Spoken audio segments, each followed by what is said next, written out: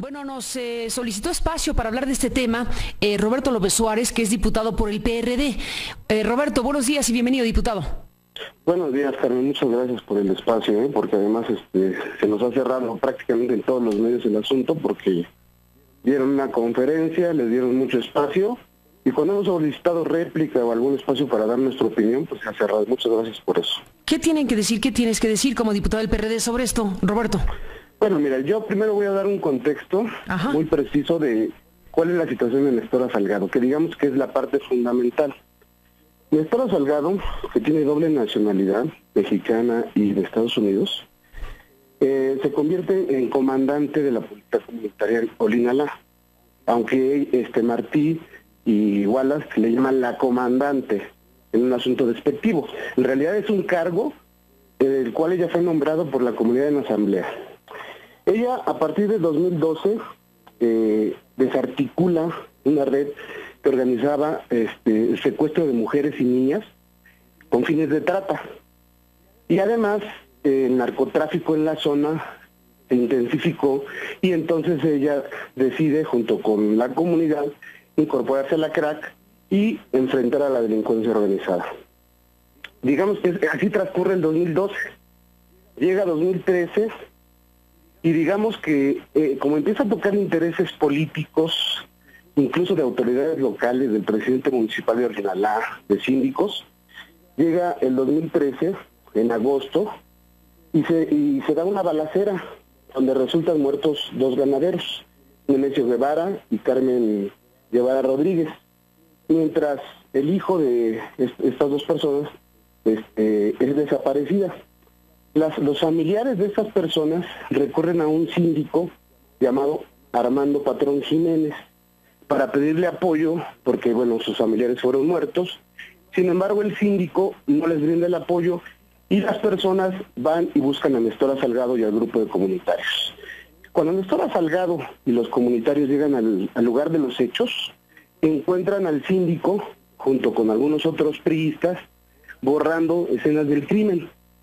Y además, los detienen en ese momento Nestora Salgado y los policías comunitarios, y cuando los trasladan se presentan otras personas y se hace una investigación por parte de los comunitarios y resulta que también estas personas, incluyendo el síndico, estaban involucradas en el robo de ganado. En ese momento, el gobierno del estado de Guerrero, desde la Procuraduría, empiezan a presionar a Nestora Salgado para que libere al síndico y a las personas que detuvieron. Como Nestora Salgado pide garantías para que estas personas sean juzgadas en el Ministerio Público y puedan entregarse de parte de la Policía Comunitaria a las autoridades del Ministerio Público, pide esa garantía, pero la Procuraduría del Estado les dice que no porque los van a soltar. Nestora Salgado se niega a entregar al Ministerio Público. Aquí hago un paréntesis porque Nestora Salgado está reconocida como parte de la Policía Comunitaria de acuerdo a la Ley 701. Entonces tiene la autoridad para detener a presuntos delincuentes y presentarlos a las casas de justicia. Ojo, eso es a lo que llama Wallace y Martí secuestro. Y bueno, como Nestora Salgado está en pláticas con el gobierno del estado que además reconoce a Nestora Salgado, el gobierno del estado que además se reúne con Nestora Salgado, que además reconoce que Nestora Salgado y los comunitarios han expulsado a una gran parte de la delincuencia organizada de esa zona, pero finalmente, como tocó intereses políticos, decide el gobierno del estado, junto con un operativo con el ejército y la marina, detenerla. Esto estamos hablando de días después de los hechos que acabo de narrar. Una vez que la detienen, Nestora Salgado es detenida sin orden de aprehensión. No es notificado el gobierno de los Estados Unidos o la representación de Estados Unidos en México, dado que tiene doble nacionalidad. Nestora Salgado nunca pisa una cárcel del estado de Guerrero, trasladada inmediatamente a un penal de máxima seguridad en Nayarit. Nestora Salgado no tiene ni cuenta con un abogado hasta después de 8 meses, Carmen. Después de 8 meses, Nestora Salgado no puede hablar con un abogado. Es aislada, es alimentada con comida cruda, con agua sucia. Hicimos una visita, diputados del PRD, del PT y del MC, de la Comisión de Derechos Humanos, a petición de la familia de Nestora Salgado para ver las condiciones de reclusión y revisar el expediente. e hicimos un informe que fue enviado a la Comisión Interamericana de Derechos Humanos y también a la Comisión Nacional de Derechos Humanos por las violaciones en el proceso contra Nestora Salgado y otros policías comunitarios. Y en ese sentido se ha dado nuestra intervención. ¿Por qué hoy Wallace y Martí intervienen? ¿Por qué en este contexto? Porque nosotros, después de que la familia de Nestora Salgado nos pide la intervención, buscamos al gobernador del estado en ese entonces, Ángel Aguirre, y le planteamos que se revisara el caso de las acusaciones que la Procuraduría había promovido contra Nestora Salgado y otros, para que se viera un justo proceso, un debido proceso, ya que había muchas irregularidades. En ese sentido, se hace una reunión en julio pasado, es a la que hacen referencia de una supuesta grabación. Grabación que, por cierto, yo tengo completa porque yo grabé la reunión, y ahí te dijo todo muy claramente. Fue una reunión institucional, fue una reunión que pedimos por escrito, no fue nada en lo oscurito, fue una reunión donde después de que salimos de la reunión dimos una conferencia de prensa, y donde el gobierno del estado, ¿qué nos dijo? Nos dijo que efectivamente el gobernador en voz, y cuando quieras te paso el audio, dice que no le interesa tener detenida a Nestora Salgado y a otros policías comunitarios. Y se propone crear una comisión técnica, jurídica, que vea cuáles son las irregularidades en el proceso, para que se pueda ver si efectivamente existen estas irregularidades, se proceda a la liberación de Nestora Salgado. Pero también nos dice el gobierno del estado que existe una causa penal contra Nestora a nivel federal. Causa penal que, por cierto, te quiero decir que en el mes de marzo pasado, el 31 de marzo, el Tribunal Unitario 21º de Circuito revocó el auto de formal prisión dentro de la causa penal 76/2013, decretando la libertad inmediata a Nestora Salgado.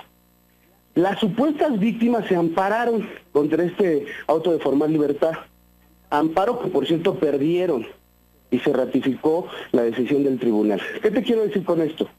Las acusaciones federales contra Nestora Salgado por secuestro están resueltas en lo federal. Solamente quedan las causas penales en lo local. Y aquí vengo a qué tiene que ver la Procuraduría del Estado anterior. La Procuraduría del Estado anterior tuvo dos actores importantes. Iñaki Blanco, que era el procurador, y un personaje llamado Ricardo Martínez Chávez, su procurador de atención a víctimas, quien trató con las supuestas víctimas que Nestora Salgado detuvo indebidamente, entre ellos el síndico y otros más. Estas personas se dedicaron, de acuerdo a lo que hemos investigado, a crear una serie de acusaciones contra Nestora Salgado porque tocó intereses: 1, de trata de personas; 2, narcotráfico; 3, robo de ganado; y 4, extorsiones. ¿Por qué se vieron afectados estos personajes? Y más adelante te lo contaré. Esta situación llevó a que la Procuraduría se lanzara contra Nestora Salgado. El gobierno federal, a través de un juzgado, reconoce que Nestora es inocente. Se empiezan a levantar voces en muchos espacios. Te quiero decir que por lo menos 130 organizaciones de derechos humanos a nivel nacional han pedido la libertad de Nestora Salgado. Hicieron actos de respaldo para la libertad de Nestora Salgado en Estados Unidos, Seattle de Nueva York, Chicago, Portland, Los Ángeles, en casi 20 ciudades de nuestro país. Congresistas norteamericanos como los senadores Patty Murray y Maria Caldwell, representantes ante el Congreso de Estados Unidos, por lo menos 10 representantes han pedido la libertad de Nestora Salgado. El comité Nestora Salgado lo encabeza Marta Lamas y Elena Poniatowska, es decir, muchas organizaciones de derechos humanos, personas reconocidas, han revisado la causa penal que existe contra Nestora Salgado, las causas penales, y se han percatado de las irregularidades que existen, de cómo se inventó de parte de la Procuraduría del Estado anterior las acusaciones contra Nestora Salgado y otros dirigentes políticos. En las reuniones que tuvimos con el gobernador, porque no fue una, fueron varios, el mismo gobernador reconoció, y tengo testigos de ello, reconoció que la Procuraduría del Estado tenía una actuación estrictamente personal, o sea que existía un problema personal del procurador contra Nestora Salgado, y que por lo tanto lo sacaría de las pláticas que teníamos para revisar incluso los temas jurídicos, y sacó de este esquema de intercambio de información jurídica tanto a Ricardo Martínez como al ex procurador.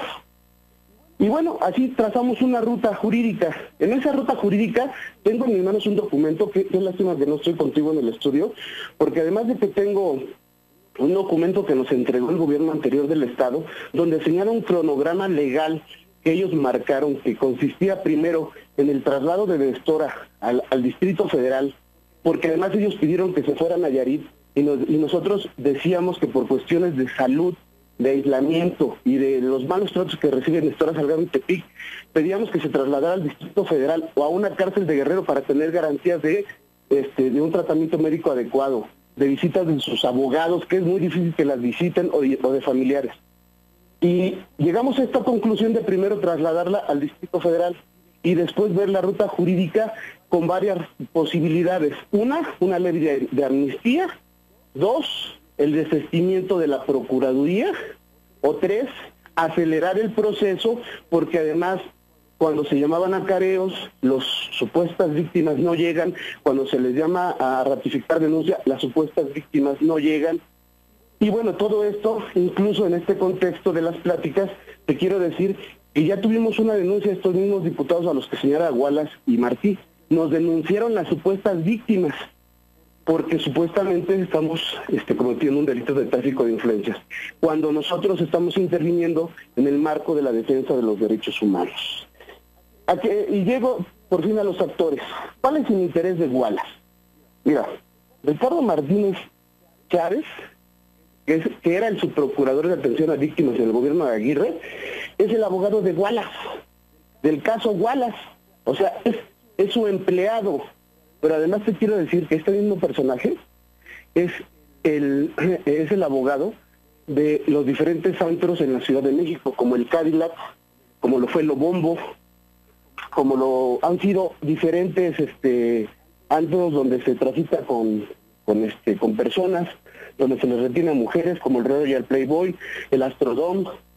Incluso te voy a decir que mientras esta persona fungía como procurador, su procurador en el Estado, te voy a leer una nota del 9 de julio del año pasado, donde 4 diputados, los asambleístas Efraín Morales, Daniel Ordóñez, el diputado federal Carlos Augusto Morales, entre otros, piden que se revise la situación de Ricardo Martínez, dado que está defendiendo a los antreros en la Ciudad de México y es acusado de trata de personas. Entonces me parece contradictorio que la persona, que además tengo una fotografía que estuvo presente en esa reunión donde está la supuesta grabación, tengo una fotografía de él ahí, porque era su procurador, sea la misma, no solamente que ayudó a Iñaki a armar acusaciones falsas contra Nestora Salgado, sino que además es quien les está proporcionando información tergiversada a Wallace y a Martí. Yo por eso ayer decía con compañeros, me parece que la señora Wallace y el señor Martí tendrían que estar mejor informados. Nosotros aquí lo que queremos es que se aplique la ley, que se lleve un debido proceso, que las violaciones a los derechos humanos de diferentes dirigentes políticos, en el caso de Guerrero, se revise y sean liberados, porque estamos convencidos de que son inocentes. Y no nada más nosotros, muchas personas, muchos defensores de derechos humanos. Este caso lo conocen y estuvieron en las pláticas abogados de Tlachinola, estuvieron personas de Serapaz, han estado diferentes especialistas. Quienes llevan hoy el caso son los abogados que fueron los abogados del maestro Patistán. Entonces, que no nos venga a contar de defensa de derechos humanos Wallace y Martí, porque lo que estamos haciendo es eso. Nosotros estamos haciendo eso. ¿Qué le preocupa a la señora Wallace? Pues que su amigo, Ricardo Martínez, el entonces su procurador, si Nestora Salgado sale, tiene la posibilidad de hacer acusaciones contra el anterior procurador por abuso de autoridad y por haber armado acusaciones falsas contra ella y también contra este subprocurador que es su amigo y su abogado. Ese es el temor de la señora y por eso sale a su defensa. Que no nos venga a contar de que, porque, por ejemplo, ayer en la conferencia de prensa dice que esta Nestora Salgado es secuestradora. Lo asegura cuando ella no tiene los elementos para decir eso. Y por la tarde, por la noche en Milenio Televisión, dice, bueno, yo no sé si es inocente o culpable. O sea, hay una contradicción incluso en su discurso. Yo te quiero decir, y con esto quisiera cerrar, Carmen, que estamos nosotros ya en una nueva etapa en pláticas con el nuevo gobierno. El gobierno revisó el caso, nosotros saludamos la actitud del gobernador cuando ellos, revisando el caso y viendo las irregularidades, señalan que le van a pedir, que ya le pidieron a la Fiscalía del Estado que revise el caso, dado que a nivel federal ya hay una resolución. Espero yo que el fiscal, todos los elementos que he dado y muchos más que están en el expediente, los pueda considerar y que la resolución final que tome el fiscal del Estado de Guerrero sea la liberación de Nestora Salgado. Eso es lo que estamos planteando. Y también te quisiera decir que no solamente estamos defendiendo el caso de Nestora Salgado, también estamos defendiendo el caso de los presos políticos en el Estado de Puebla.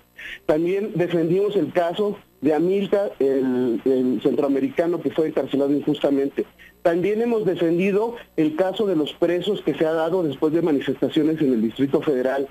Es decir, nuestro trabajo, porque formamos parte de la Comisión de Derechos Humanos, es la defensa de los derechos humanos. Entonces, que no nos venga a decir cuál es nuestra tarea. Si la señora quiere denunciarnos, está bien, pero que también tenga claridad que ella está defendiendo delincuentes como Ricardo Martínez, que era su procurador en el Estado y que se encargó de fabricar pruebas falsas contra Nestora Salgado y muchos otros dirigentes. Es una parte muy importante que hay que tener y que ojalá la señora Wallace pueda decir cuál es su relación con Ricardo Martínez, porque además esta persona está vinculada con el tráfico de mujeres de Europa y de Centroamérica que las traen a prostituirse en el Distrito Federal y en otros estados de la República. Roberto López Suárez, estamos siguiendo de cerca el asunto, desde luego con mucho interés. Gracias por esta comunicación y estamos en contacto. Buenos días. Muchas gracias, Carmen, por el espacio. Te agradezco infinitamente por habernos dado este espacio. Vamos a dar una conferencia de prensa para dar más detalles a las 11 de la mañana en la Cámara de Diputados. Estaremos al pendiente de ello. Roberto López Suárez, gracias por estar aquí y estamos en contacto. Muy buenos días. Gracias, chao. Buenos días, 8:53.